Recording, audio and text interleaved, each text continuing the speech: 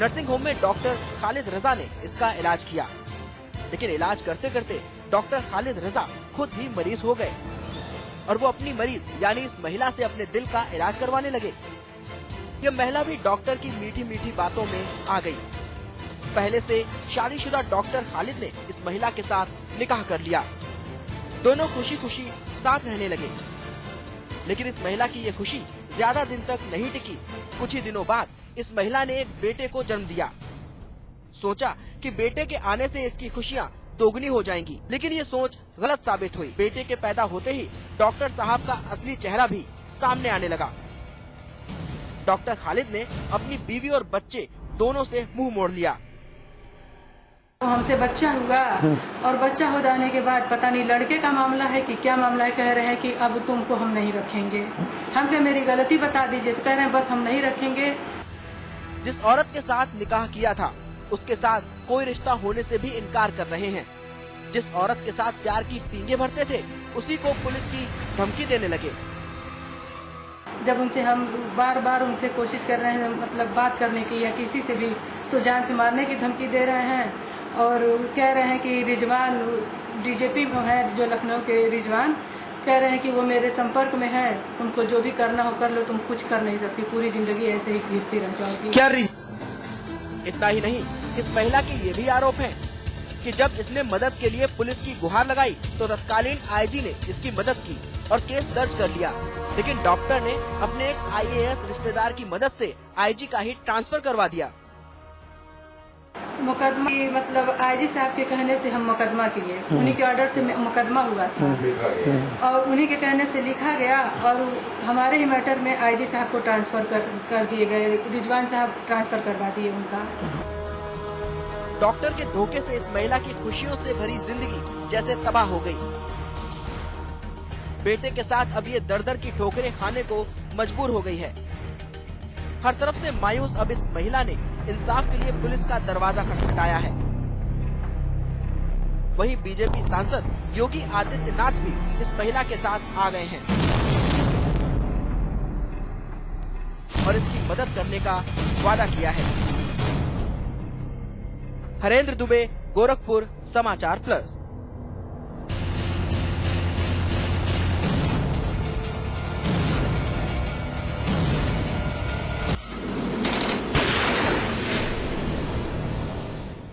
लगता है इंसानियत खत्म हो गई है। मानवीय संवेदनाएं तिनके की तरह बिखरने लगी हैं। रह गई हैं तो सिर्फ जरूरतें, खुद की जरूरतें, जिन्हें पूरा करने के लिए कुछ लोग किसी भी हद को पार कर सकते हैं, फिर इसके लिए हैवान ही क्यों ना बनना पड़े।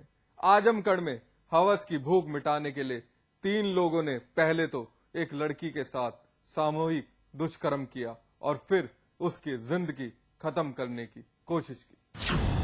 हैवानियत की इंतहा। 3 लोग बने शैतान। बेबस लड़की के साथ पहले किया सामूहिक दुष्कर्म और फिर ना उठे हैवानियत से पर्दा। लड़की की जिंदगी मिटाने की कोशिश।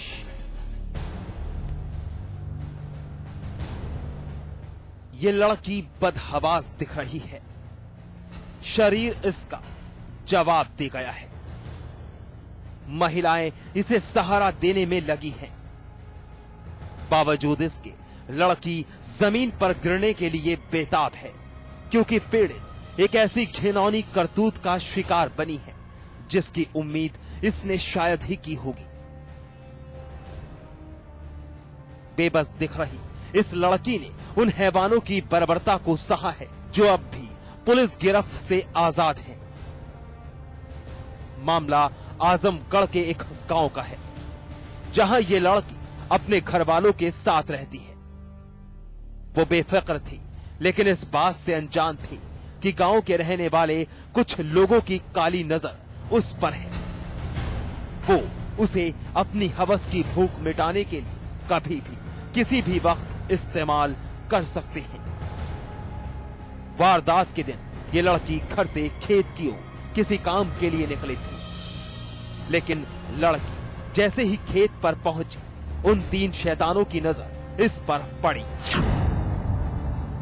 फिर क्या था, तीनों ने इसे अगवा कर लिया और चलती गाड़ी में इस लड़की की इज्जत लूटी।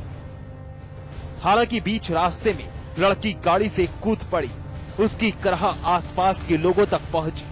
उन्होंने जख्मी हालत में इसे अस्पताल में भर्ती करवाया। खेत में बैठा ला, नीचे उतर के एक सर्द पकड़ लेना, लड़की छपटे आए लगन, मुंह में लुग्गा हूर के गाड़ी पर बैठा लेना, कुछ दूरी पर ले जाकर बेइज्जत करना। लड़की जब गाड़ी पर से कूद पर लड़की चिल्लाहट मचा दिया था। बस गाड़ी ऊपर ढकेल के भागे कोशिश करना, बस पूरा जनता टूट पड़ा। ये महिला पीड़ित की मां है। इसकी आवाज में दर्द है, करहा है और चुभन भी, क्योंकि परिस्थितियां ही ऐसी बन गई हैं। इनकी बच्ची की इज्जत पर दाग जो लग गया है, जिसे मिटाना अब इसके लिए शायद ही संभव होगा। फिलहाल ये महिला अपनी लाडली के साथ पुलिस के पास न्याय की गुहार लगाने आई है। हालांकि लापरवाह पुलिस ने आरोपियों के खिलाफ मामला दर्ज करने में आनाकानी की, लेकिन इन्होंने हिम्मत नहीं हारी। महिला इस लड़की के साथ एसपी कार्यालय पहुंची, जिसके बाद उन 3 शैतानों के खिलाफ केस दर्ज किया गया। कि उसके पास के ही गांव के रहने वाले एक लड़के ने उसके साथ में दुराचार किया है और उसकी एफआईआर दर्ज नहीं हुई है। तत्काल ही थानाध्यक्ष को बुलाकर लड़की का मेडिकल करा दिया गया है और 376 आईपीसी का अभियोग भी पंजीकृत करा दिया गया है। पुलिस के आला अधिकारियों के हस्तक्षेप के बाद अब आरोपियों के खिलाफ मामला दर्ज कर लिया गया है। साथ ही उन शैतानों की तलाश में पुलिस हर और दबिश डाल रही है। पुलिस को भरोसा है कि जल्द ही तीनों हैवानों को वो सलाखों के पीछे भेज देगी। लेकिन जिस तरह से उन शैतानों ने लड़की की इज्जत के साथ खिलवाड़ किया है, वो इस और इशारा करती है कि आज के वक्त में मानवीय संवेदनाएं खत्म हो गई हैं। रह गई है तो सिर्फ दरिंदगी। राजीव कुमार, आजमगढ़ समाचार प्लस।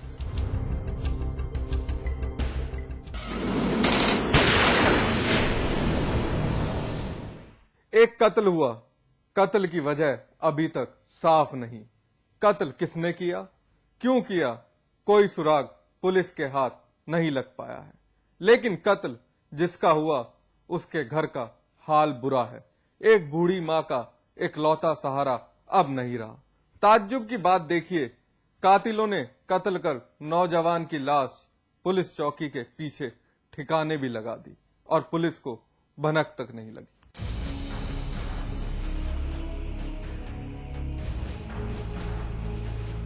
थाना फतेहगंज, बरेली, यूपी एक ऐसी वारदात का गवाह बना है जिसकी दस्तक ने पुलिस महकमा भी सन्न कर दिया है। पुलिस के उन दावों की पोल खोल दी है जिसका दंभ वो हमेशा भरती है। सुरक्षा देने का दावा, वादा हर नागरिक के जानो माल का, लेकिन हकीकत कुछ और ही है। ये तो महज एक दिखावा भर है, क्योंकि इस बात की तस्दीक बरेली के पोस्टमार्टम हाउस के बाहर बैठकर आंसू बहाती इस मां की दर्द भरी आवाज कर रही है। बुजुर्ग है, 22 साल पहले एक सदमा मिला था, पति की हत्या हुई थी, लेकिन एक बार फिर वही अनहोनी वापस लौट आई और घर के इकलौते चिराग राहुल चौहान की मौत वजह बनी। कत्ल हो गया इस मां की इकलौती उम्मीद राहुल का।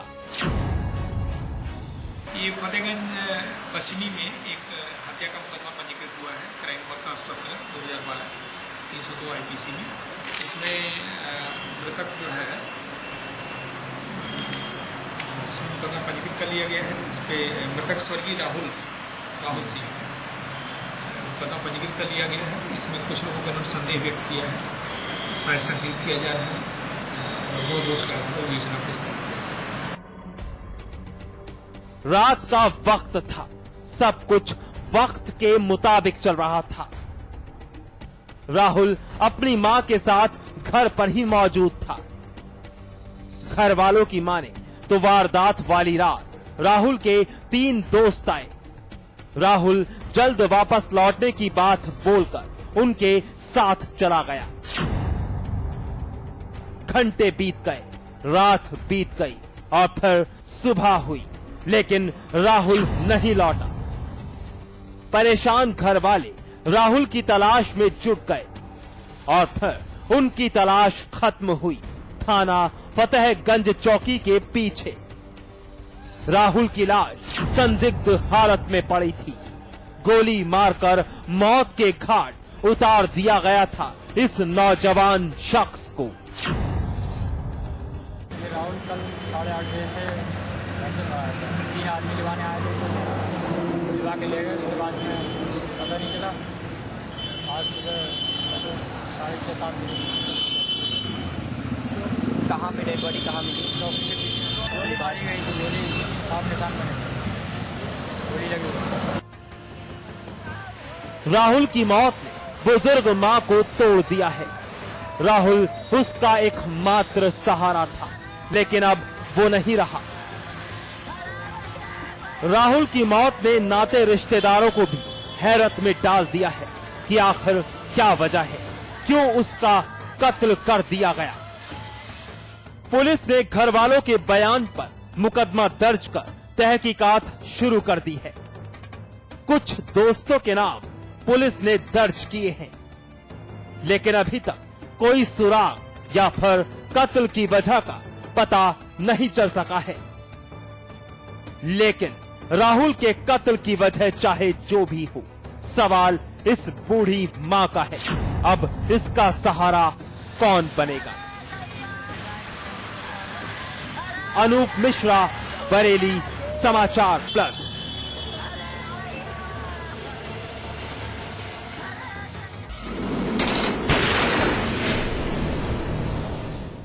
बहरहाल एनकाउंटर में वक्त है एक ब्रेक का। ब्रेक के बाद दिखाएंगे एक पनपती क्राइम सिटी।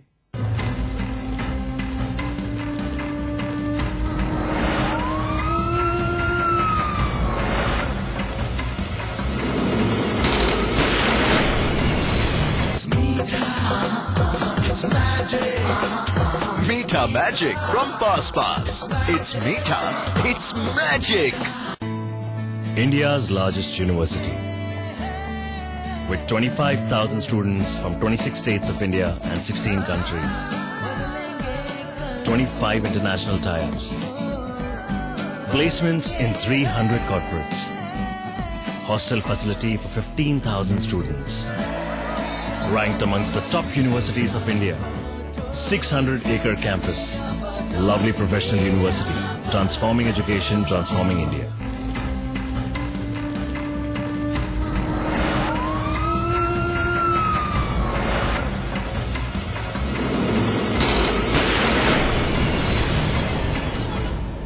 पश्चिम उत्तर प्रदेश का जाना माना जिला सहारनपुर अपराध और अपराधियों का गढ़ बन चुका है।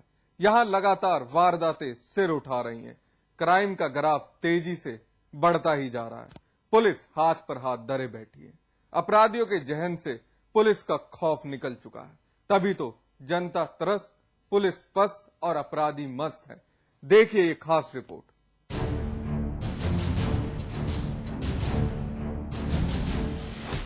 सहारनपुर एक नामी गिरामी शहर। इसकी पहचान काफी पुरानी है, लेकिन अफसोस कि आज सहारनपुर अपराधियों के लिए पनाहगाह बनता जा रहा है। अपराध पनप रहा है। बदस्तूर वारदातें अंजाम दी जा रही हैं। बावजूद इसके पुलिस नींद से जागती ही नहीं। निर्दोष जनता पिस रही है, कोई सुध लेने वाला नहीं है, क्योंकि सहारनपुर में अपराध के बढ़ते आंकड़े खुद ब खुद इस बात की तस्दीक कर रहे हैं।